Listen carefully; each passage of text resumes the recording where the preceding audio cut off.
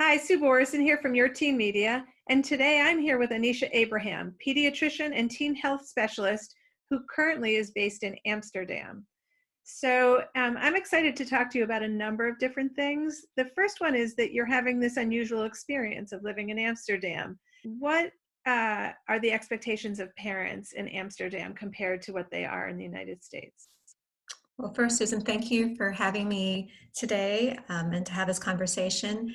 And in terms of what are the expectations and how are they different in the Netherlands compared to other places, and as you may have mentioned, I'm a pediatrician, but I've lived in a couple of countries, including having worked and trained in the United States for many years.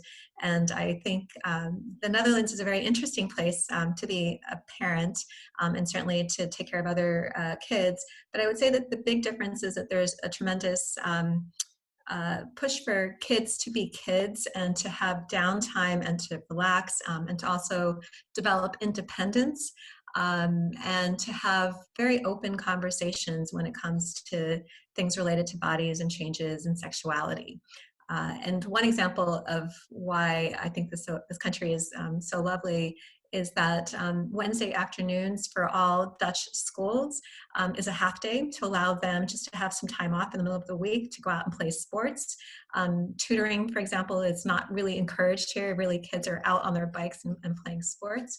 And Fridays for all kids in local schools, school starts 1 hour later to allow them to sleep in, knowing that kids can get pretty tired. So I think there's a wonderful book that came out, and there's some really good studies to show that Dutch kids are some of the happiest kids in the world.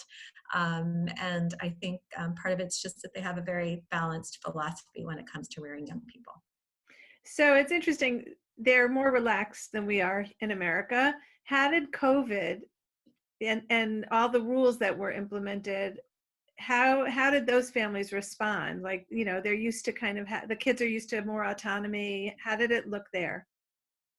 It's a great question, and I would say that COVID has certainly affected young people in the Netherlands in very similar ways that it's affected people around the world in terms of causing them to not be able to see their friends. Certainly a lot of concerns about missing milestones like graduation or not even having exams or being able to participate in group sports. So all of those feelings are very much the same. I do think the government here is very much in tune with the needs of its constituents in terms of being very open in terms of the issues, but also creating restrictions that were very kind of staggered and having very regular sessions to communicate, you know, what were the challenges that are occurring, and making sure that they were kind of appropriate to the culture again of needing some kind of independence and being able to kind of channel that.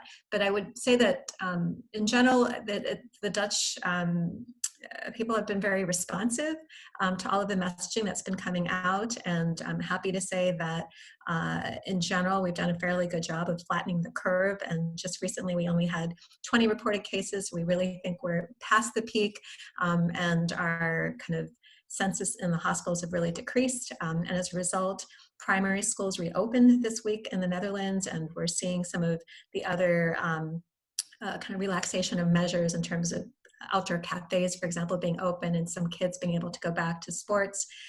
We'll certainly see what that means for the future, but I do think there is an understanding that kind of people need to kind of go back to what they would like to do and can do, but complete, again, awareness that this is a very serious situation and that we need to be very aware of our responsibility to the community and community health.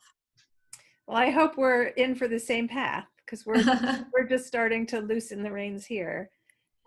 Okay, so you have spoken about, you have an acronym and it comes to raising teenagers. And why don't you tell us a little bit about how you came up with the acronym and what it stands for? Right, Susan, I'm talking a lot to parents in particular about how best to cope with COVID with families and with kids. And so I thought of a very short acronym, something that would be catchy and that people would remember. So it all comes down to respect. And if you think about that Aretha Franklin song, I just need a little respect. That's what you need to remember. And the R stands for routines. The E stands for engagement or expectations. The S stands for strengths. The P stands for positive behaviors.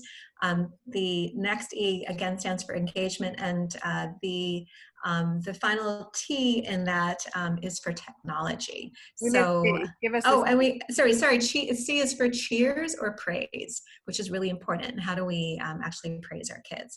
So I can, talk you through that just a little bit more, but it's a lot of what I think is really important for families, regardless of where they live in the world when it comes to young people and addressing COVID. Yeah, let's go through each one. So I talk a lot about routines and the importance of having routines in a teen's life. Routines create structure, and it's very important to have that structure in place when they don't have the school and all the other activities to go to. Most families by now probably have some semblance of routine, but again, creating that routine, having some structure and expectations as to when wake up might be, when meals should be, having some non-digital time or outdoor time, I think are really important. Also helping kids if they have very large assignments, just to get them to break it down a little bit more and kind of working with them if they need to. Of course, kids need autonomy. They want to learn on their own. They don't want parents sitting there telling them every last minute what to do. But again, creating some kind of a schedule that creates a framework for the day does create a tremendous sense of stability for kids that are really losing that sense of stability when they're not in school.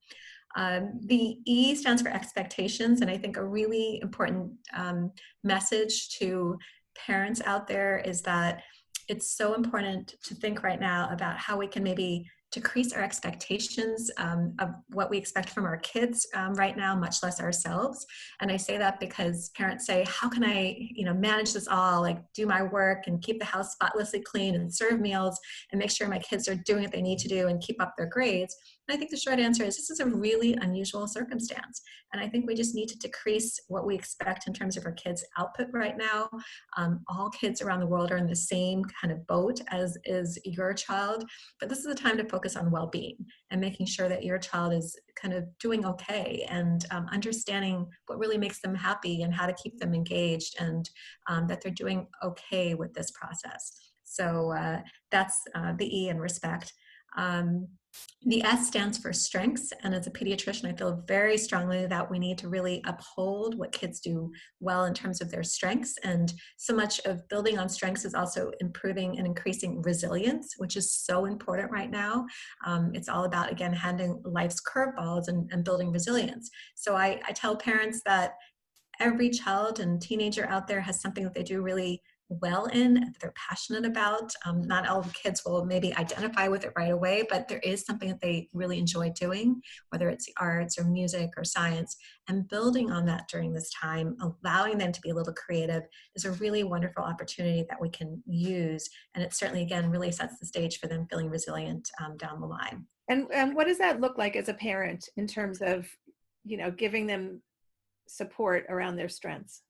That's a good question. I have a son, for example, that really loves technology. And so he's on his own decided to create a couple of do-it-yourself projects and film them as videos, and has now created his own YouTube channel. So we're supporting him on using some of his downtime right now where he's not in school to come up with different projects to help him to brainstorm how he could create these projects and do voiceovers for them and kind of get them out there. And it seems like he's had a tremendous kind of sense of fulfillment from doing these projects. So it allows him to be creative, but it also kind of goes to his strength. And again, every family, has a child that does something different. Another family friend has a child that really loves to do graphic design, and he's been doing cartoons every day since we've been kind of in our lockdown or school closures, documenting what it's like to be home and be through COVID. So every child has something that's a little more unique. Knowing that, talking to them about it, getting them excited about it, and supporting them, I think is what I'm mentioning here. I love that. I wonder if it's hard for some parents to let go, because it might be that your kid isn't doing some of the other stuff, but that they're deep into something that they're passionate about. What do you say about that? My firm recommendation is this is our time to let go a little bit on the school stuff. And as I mentioned, kids around the world are in the same boat. So I think we need to just decrease our expectations a little bit more in terms of the amount of output they may have, the amount of rigor they're going to apply to their academics, and just focus a little bit more on the things that they are excited and passionate about. This is a wonderful time to build on it, but it also creates that sense of well-being, and builds, again, that sense of resilience. Great, thanks.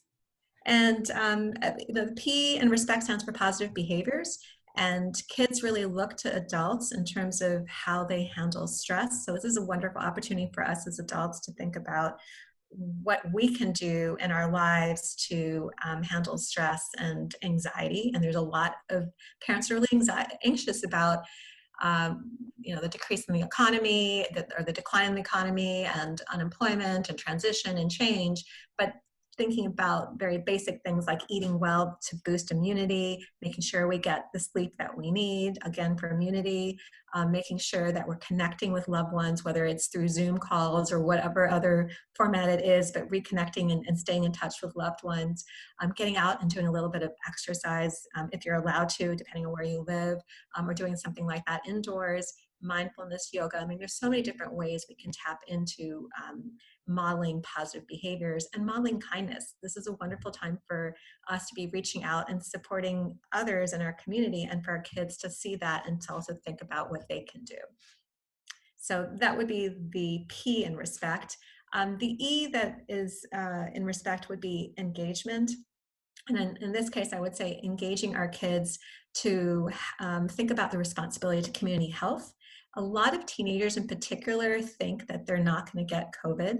And part of this has to do with, as you know, teen brain development. And a lot of them think they're invincible, or it's not going to happen to them, that they couldn't potentially get sick. And what we do know is that teens can get sick.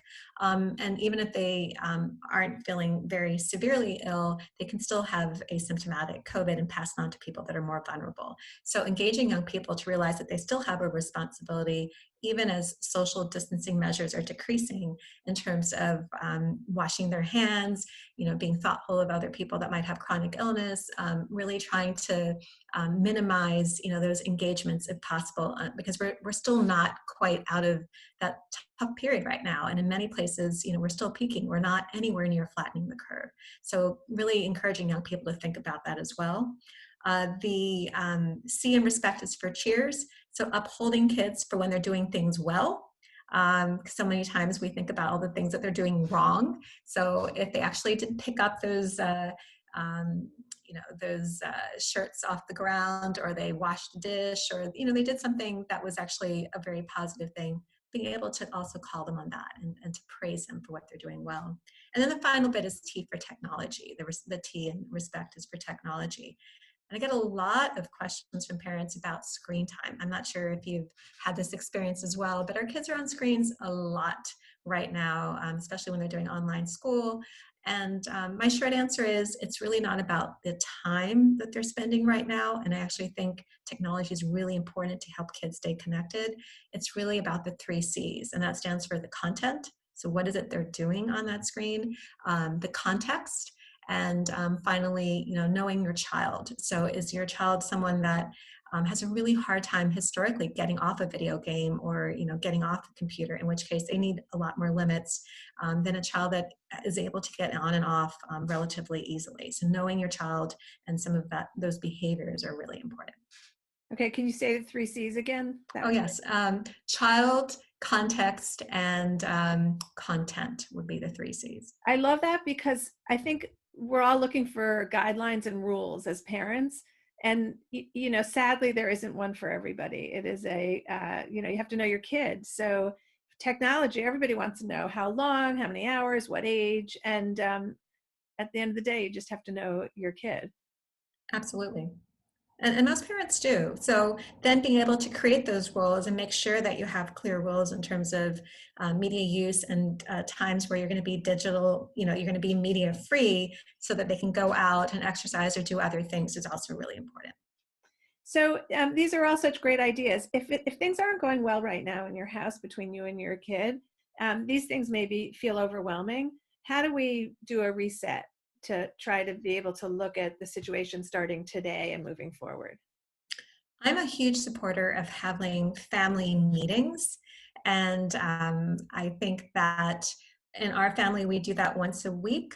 We are very clear as to what time they're going to occur and how long, usually about a half an hour at tops.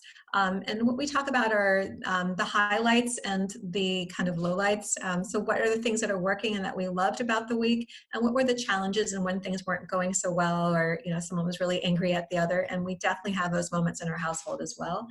Um, and I think it's a wonderful way for everyone to share.